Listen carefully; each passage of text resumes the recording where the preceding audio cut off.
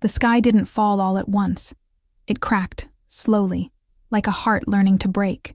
And when it did, an angel gave up heaven for a mortal girl. He traded his wings for her life. Now heaven wants revenge. In this tale of forbidden love, divine rebellion, and a fire that could unmake the world, you're about to witness a story that was never meant to be told. A love so ancient, the stars still whisper its name. If you crave stories where love defies fate, where angels fall for mortals, and every flame hides a secret, subscribe now and light the chama with us. New epic tales, every week. And tonight, this one will burn. The fire in his back had faded, but the memory still sizzled beneath his skin. Ash fell from the sky like dead feathers, and the city below pulsed with mortal indifference. Lior stood atop a crumbling rooftop, wrapped in the loose threads of a world he once watched from above. No wings, no grace, just blood under his fingernails and a silence in his chest where heaven used to sing. The fall had taken more than flesh. It had taken certainty. He watched Amara from afar, unaware of the storm she carried in her veins, and the flame that still glowed faintly where his halo once hovered. 3 days ago, he'd landed in this city with nothing but pain and a promise. He had sworn to protect her, the mortal woman who once died in his arms, and in doing so, broke the oldest law written in celestial flame. She passed him now on the street, her dark hair braided with worry, her hand clutching a charm that pulsed like it remembered him. But she didn't. Not fully. The memory was fogged, blurred by divine intervention, yet something in her eyes flickered with recognition. Did she dream of him? Did her soul ache the way his did? Beneath the city, in tunnels lined with forgotten scripture, Seraphiel knelt over a broken relic. He lives, the hunter whispered, brushing his fingers across the glyph that glowed with Lior's essence. He dared. Golden eyes narrowed. Heaven had given the order. The traitor would be returned. In chains or in ashes, the hunt had begun. And Amara? She was now considered contaminated, a vessel touched by forbidden grace. Later that night, Lior stood outside her clinic. The lights inside flickered as if aware of his presence. He told himself to walk away, to vanish into shadow, to keep her safe by staying gone. But her voice reached him through the glass, soft and kind and heartbreakingly familiar. I don't know why, but it feels like something's coming. He closed his eyes and let the ache bloom in his chest. So it begins, he thought. As he turned to leave, a gust of wind, too warm, too sharp, sliced through the alley. Feathers fell. Not his. Not anymore. A single white feather burned into the concrete at his feet, sizzling with celestial heat. Seraphiel had arrived, and the hunt wasn't just for him. It had already begun. The blade trembled in her hand as she opened the old book, and the page turned itself, not by wind, but by memory. Her fingers glowed faintly as they brushed the parchment, and the ink pulsed under her skin like a second heartbeat. The glyph was simple. 2 wings crossed over a flame. Amara stared, her breath catching. Why did it feel like this symbol knew her? Why did it burn like a forgotten promise? Lior watched her from the rooftops, the city's neon light staining his skin with false divinity. He hadn't spoken to her yet. Couldn't. The rules were clear, even now, even fallen. But rules had already been broken, and guilt wasn't enough to hold back fate. He felt it every time she walked past, every time her soul called to something nameless inside him. She didn't remember him fully, but some part of her did. That was enough to make heaven afraid. Meanwhile, Seraphiel moved like smoke through the upper city. His armor shimmered with veiled rage, and his sword, the blade of truth, whispered Lior's sins into the wind. You gave it up, he said aloud to the night. For her, for love. He spit the word like poison. Yet behind the fury there was doubt. Had Lior seen something he hadn't? Flashback. 3 years ago. Amara knelt over a dying child in the mountains of Varen. She placed her hands on the boy's chest, and light surged through her.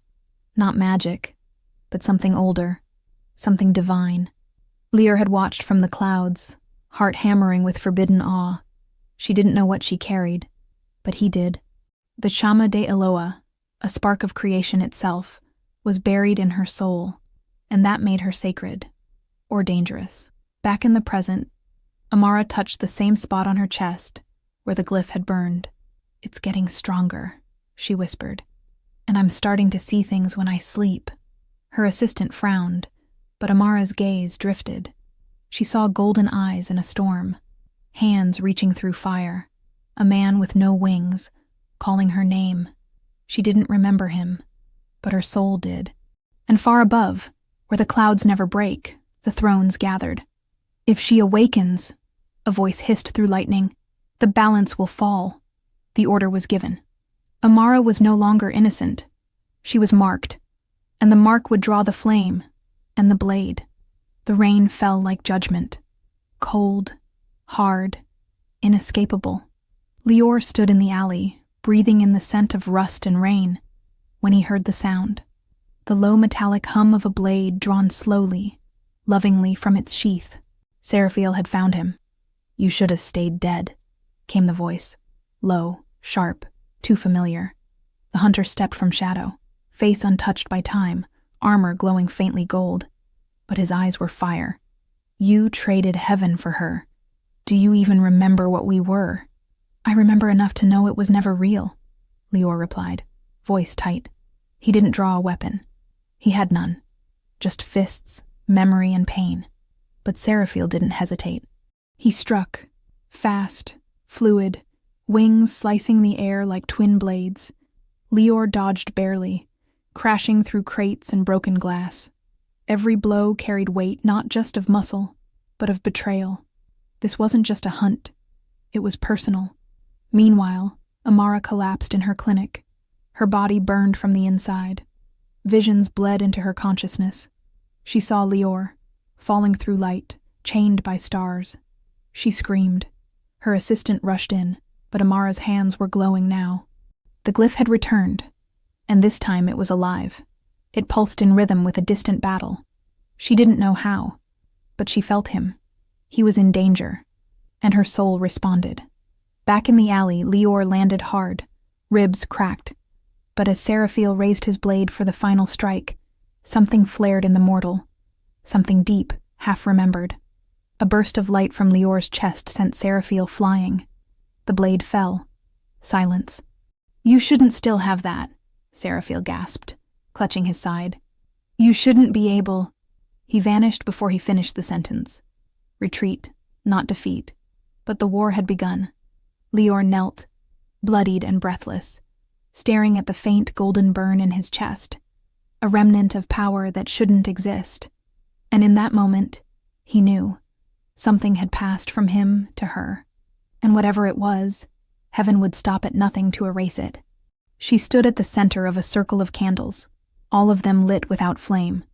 The glyph on her palm throbbed like a second heart, and in her mind, memories not her own. A tower of light, a blade forged from starlight, a kiss beneath a tree that never burned. Amara gasped as the vision pulled her under, and time unraveled. 3 lifetimes ago, her soul whispered, "You were more than flesh." She saw herself in armor of crystal, her voice calling down stars. Lior watched her through the clinic's broken skylight. He had come to speak, to warn her, to run. But seeing her like this, lost in power she hadn't chosen, filled him with shame. He had done this. He had passed the spark. He had condemned her. He stepped into the room, quiet as dusk, and she turned, eyes glowing.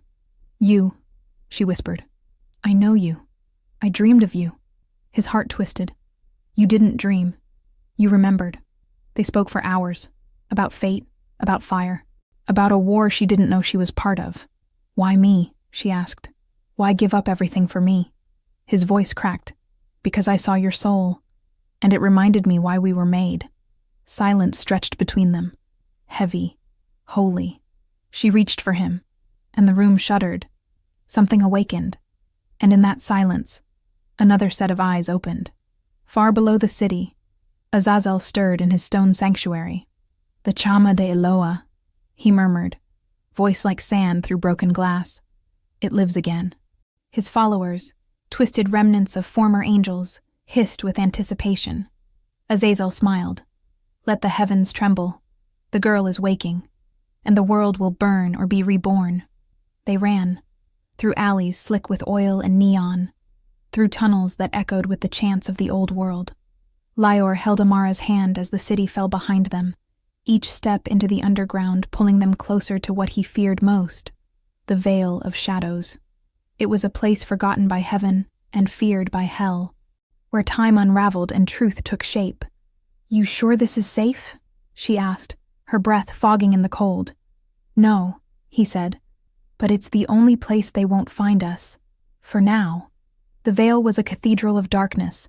Vines twisted through stone arches, and stars blinked faintly through cracks in the ceiling. Even though they were far below the surface, the air smelled of myrrh and mourning. Amara felt it before she saw it, a pulse beneath her feet, like the earth was breathing.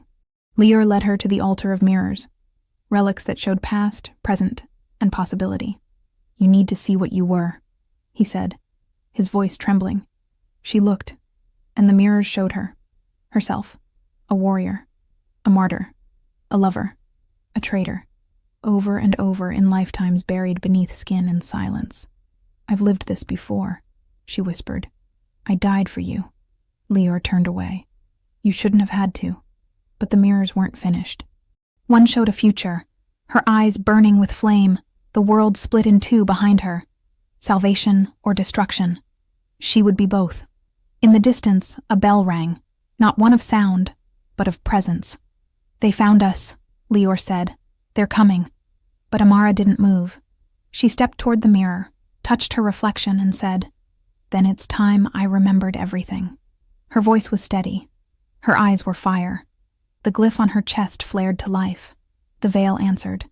And the flame inside her, no longer sleeping, whispered, "You were not just saved. You were chosen." The chamber reeked of burned incense and old blood. Dust danced in beams of ghostlight filtering through shattered stained glass.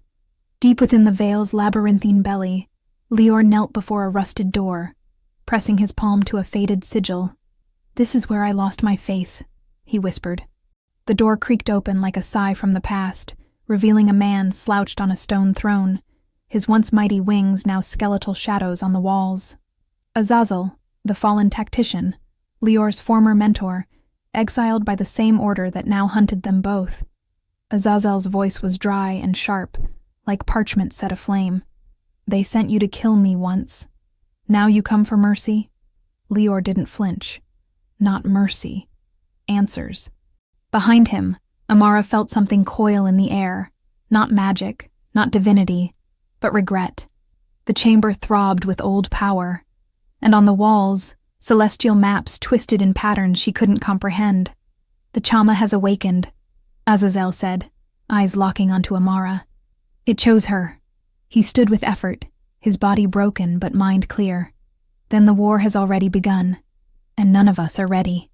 As they talked, old truths surfaced like corpses in thawing ice. Azazel revealed the hidden truth of the Chama de Eloa.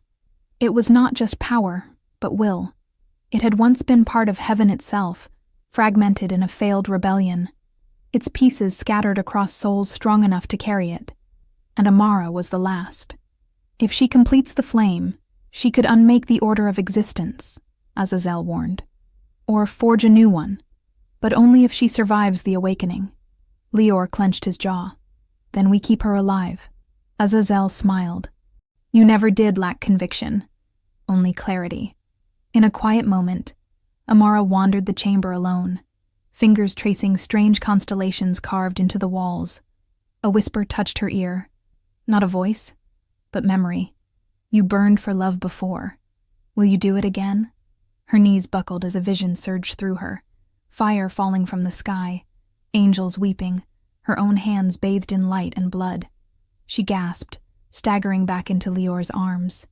"It's happening faster now," she breathed. He held her tighter. "Then we move faster too." But as they prepared to leave, Azazel offered a final truth, soft and venomous. "You gave up your wings for her, Lior. But what if she's the one destined to fall this time?" And in the silence that followed, no one dared to answer. The world outside the veil was colder than they remembered. Trees bent beneath winds that whispered in dead languages, and the moon hung too low, too red, as if watching. They found shelter in an abandoned chapel carved into a cliff, a ruin half swallowed by time, where holy symbols still bled faint light from their cracks. Inside, Amara lit candles without touching them. Her eyes shimmered. She didn't ask why it no longer scared her. Power had become a second skin. That night, the air was thick with truths unspoken. Lior paced near the altar, fingers brushing the broken edge of a chalice. Amara watched him, the silence between them louder than any storm. "I feel it," she said finally. "Every part of me burns when you're near. But it's not just yours. It's mine too, isn't it?" He stopped.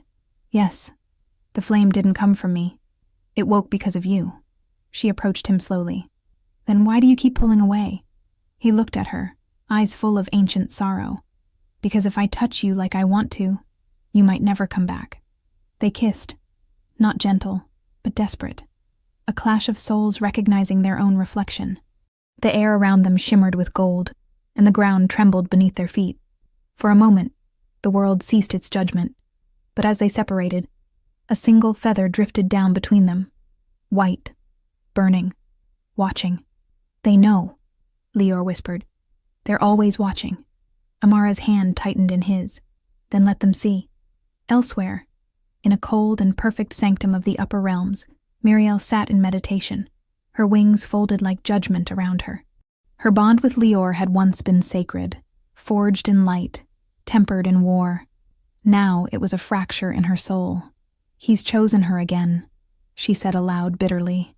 One of the thrones replied, "Then make him regret it." She stood, eyes like ice wrapped in fire. "I will." Back in the chapel, as dawn broke through stained glass, Amara and Lior sat in silence, her head on his shoulder. "Do you believe we're cursed?" she asked. He smiled faintly. "No. Curses are clean. This is something older. Something that won't let go." Outside, wings beat against the wind. The next trial had already begun. Miriel descended like a falling star, wrapped in blue flame, sword drawn before her feet touched the earth. The ground cracked beneath her presence, and birds took flight in terror. Her beauty was sculpted from wrath, not rage, but a colder, more enduring fury. She did not speak as she entered the ruins of the chapel. She didn't need to.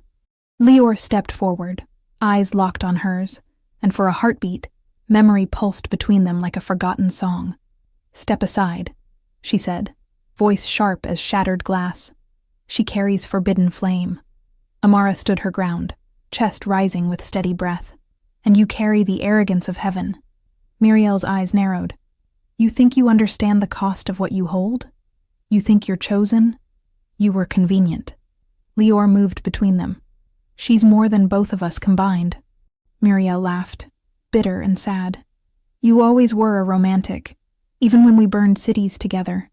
What followed wasn't just a fight. It was poetry written in fire and steel."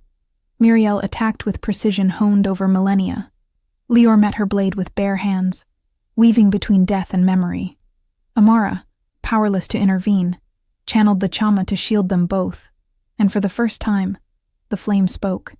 It called her by a different name, Sarai-El, a name that broke something open inside her. She screamed, and the walls cracked with light. Miriel faltered. "That name is forbidden," she hissed. "Only the highborn knew it." Amara's eyes glowed. "Then I was one of them once." The three froze, time itself pausing around the revelation. Then Miriel vanished into smoke, her voice echoing. "If you truly are Sarai-El, they'll come for more than just your life. They'll come for your soul." Later, as they tended wounds and silences, Lior sat beside Amara in the ruins. "You were once higher than me," he said softly. "But you chose mortality." "Why?" Amara turned to him, eyes shadowed. "Because I wanted to feel, to change. I didn't expect to fall. Twice." Their hands touched. The chama pulsed, and in that warmth, the storm gathered strength. In the quiet before the next descent, Amara dreamed of stars falling like rain. She stood at the edge of a cliff, watching angels fight demons with faces she recognized, her own, Lior's, Miriel's. But none of it made sense. The cliff crumbled. She fell, not in fear, but in understanding. She woke with a gasp, Lior's hand on her back, his eyes tired and knowing. "They're not dreams anymore," he said. "They're memories." They journeyed toward an ancient temple carved into the spine of a forgotten mountain, where truth was buried under snow and silence. Azazel had sent them there, promising protection. But as they entered the frozen halls, the air shifted. Too still, too clean. The silence wasn't empty. It was watching. "Something's wrong," Lior muttered. And then they saw it. Symbols painted fresh on the stone, in blood. The sigil of the thrones. They were ambushed, not by angels, but by faithless, once mortal cultists turned by divine whispers, led by a masked figure with wings made of chain and bone. "He sold you out," the figure said to Amara. "The fallen mentor. Azazel never wanted your survival. He wants your fire, to reclaim what he lost." Lior stepped forward. He wouldn't, but even as he spoke, he saw the truth in Amara's face. She had known, but hoped otherwise. They fought. Lior and Amara back to back, surrounded by fanatics screaming verses in dead tongues. The flame inside her responded, burning hotter, faster. She unleashed it in a scream that shattered walls. In the aftermath, only silence remained, but the damage had been done. A crack had formed between them. "He used us," she said, voice trembling. "And we let him." Lior said nothing. His silence was guilt. As they left the broken temple, Amara looked back. "No more trusting ghosts," she said. But even as she said it, a new shadow formed, one older than Azazel, watching from the snow with eyes of judgment and flame. The cold didn't touch her anymore. As they climbed the final ridge overlooking the shattered veil, Amara's steps left scorch marks in the snow. Her breath fogged not with ice, but with smoke. The chama within her was no longer dormant. It pulsed through her veins like a second heart, responding to emotion, to memory, to him. Lior walked behind her, gaze heavy with worry and awe. "You're changing," he whispered. "Or becoming," she corrected. Inside the mountain's core lay the obsidian cradle, a chamber older than language, where souls had once been shaped before birth. It was said the cradle could reveal the true form of any who dared enter. Amara stepped forward. The stone glowed red beneath her feet. Symbols danced on her skin, and the flame spoke again. "You are not her shadow. You are her return." Images flooded her mind, a time when she sat upon a throne of stars, crowned in light, commanding storms. Outside, the skies cracked with divine thunder. The thrones had seen. Muriel watched from afar, trembling. "She remembers too much," she said. "Then she must be erased." But Seraphiel, standing beside her, hesitated. Or protected. What if she is the key, not the weapon? Muriel turned to him, blade drawn. "Then you're already falling." He didn't answer. In the cradle, Amara collapsed, light bleeding from her pores. Lior caught her, cradling her trembling form. "You're not alone," he said. "You never were." She looked up at him, tears glowing gold. "But I'll have to be, to finish this." Her voice broke. So did he. And in the shadows something stirred. Not divine, not mortal. The flame had awakened more than memory. It had called something older, something hungry. As they leave the cradle, Amara's shadow moves, but not in sync with her body. The sky cracked open with a roar that shook the roots of the mountain. Light, blinding, divine, merciless, spilled through the heavens like liquid judgment. Amara stood at the base of the celestial staircase, carved in light and enforced by decree. Chains of gold formed midair, linking themselves around her wrists as the archangels descended in formation, their voices not heard but felt, vibrating deep within her bones. "You carry what was never yours," intoned the central throne, "and walk where no mortal was meant to tread." She stood tall, her voice steady even as her soul threatened to unravel. "It was never yours to hoard." Behind her, Lior struggled against a wall of divine force, unable to reach her. His wings, once majestic, had long since been reduced to scars, but his defiance still burned brighter than the stars. "She is not your enemy," he shouted. "You are your own undoing." But the heavens did not listen. They had judged. Now came the sentence. From among the thrones, Muriel stepped forward, not in armor, but robed in light. Her face was blank, her expression unreadable. "She is Sarael, reborn," she said. "And if she completes the Chama, she becomes more than us. She becomes choice." Murmurs rippled across the divine host. Seraphiel, standing apart, clenched his fists. "Then let her choose," he said. "Let her speak, not be silenced." The court flared in fury. Blades of light rose from the sky itself. Amara's chains snapped, not from external force, but from within. The flame inside her surged with a cry that split the air. "I am." The light bent. Time fractured. And in that instant, the courtroom of heaven imploded inward, collapsing not into darkness, but into freedom. She stood in the eye of the rupture, untouched. The celestial order had cracked, but so had the seal on what lay beyond. And far below, in the obsidian roots of forgotten creation, something ancient awoke and opened its eyes. Her skin glowed like molten gold as she fell back into Lior's arms, their breath tangled in light and dust. The world shook, not with chaos, but with decision. The Chama wasn't a weapon. It was a question, one that had waited countless eras for someone to answer it without fear. "You broke the laws," Lior whispered. She nodded slowly, her gaze distant. "No, I rewrote them." They escaped the collapse of the trial through a tear in the sky, opened by Seraphiel, who stood on the edge of betrayal, eyes blazing with doubt and conviction. "This ends beyond judgment," he told them, "in the place where the first flame was born." His voice was grim. "But if you go there, you may not come back human, or angel." Lior looked at Amara. "We never were either of those." The path led through the celestial divide, a rift where reality buckled and flowed like smoke and memory. Voices whispered through the wind, memories of battles never fought, loves never confessed, choices never made. Amara wept as echoes of every version of herself reached out with open hands. The healer, the warrior, the betrayer, the girl who burned. "You are all of them," Lior said, brushing tears from her cheeks. And more. At the center of the divide stood a flame not bound to fire, a living light suspended in silence. Amara stepped forward, barefoot, unafraid. The flame recognized her, bowed to her, and merged. For a moment she became everything: time, sorrow, love, defiance, creation. Then she breathed, and the world exhaled with her. The Chama was no longer within her. She was the Chama. But as the light faded, Lior looked up. A storm was forming, not in the sky, but in her shadow. The cost of unbinding had begun to collect. In a fortress carved from the bones of forgotten stars, Azazel stood before a mirror that reflected not his face, but his former self. He touched the glass, the reflection wearing armor of justice, eyes full of fire. "I once believed in order," he murmured. "Now I believe in possibility."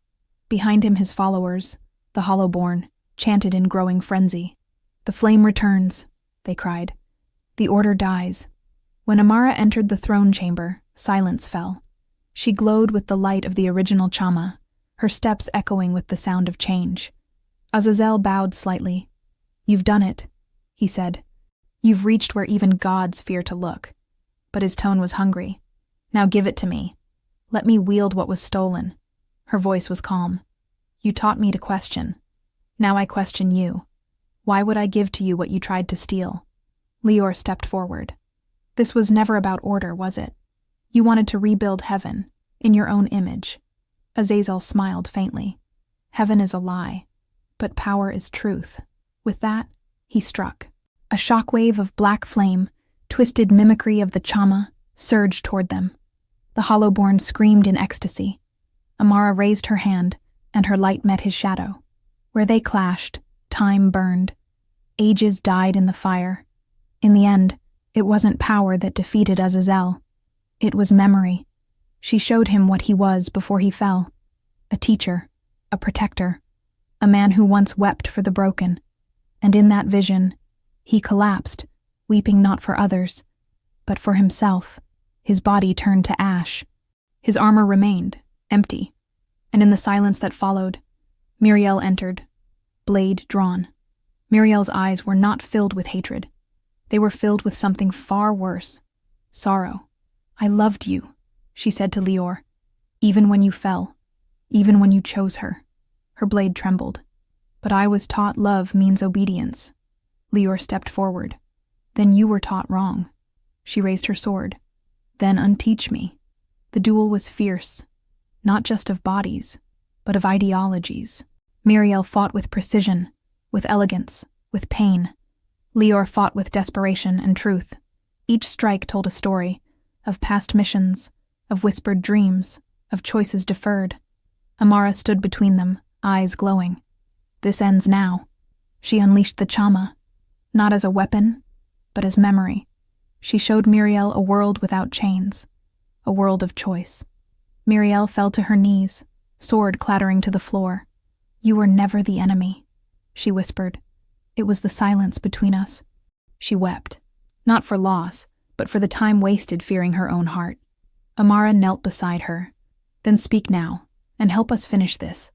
The three stood united, and as the skies above split for the final reckoning, the last battle began, not with swords, but with truth.